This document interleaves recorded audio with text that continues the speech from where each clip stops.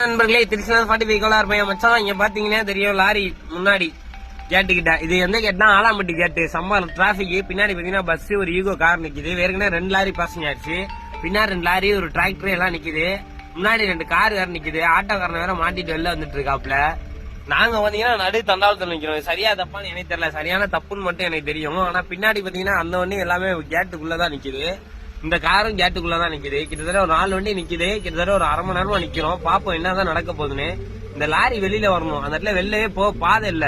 கொஞ்சம் இருவழி தடமா இருந்தா கொஞ்சம் ஈஸியா இருக்கும். ஒரு வழி தடத்துல 2 வண்டி போறது ரொம்ப சிரமமா இருக்கு கிராசிங்ல, ஆலாம்பட்டி கேட்ல.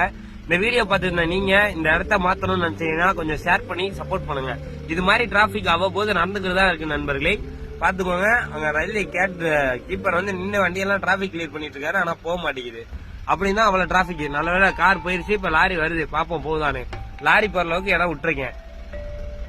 இதே மாதிரி சம்பவம் நடக்காம கொஞ்சம் பாத்துக்கோங்க. நீங்க ஷேர் பண்றது மூலியமா இந்த இடத்துக்கு கொஞ்சம் நல்லது நடக்க ஒரு வழி உண்டு.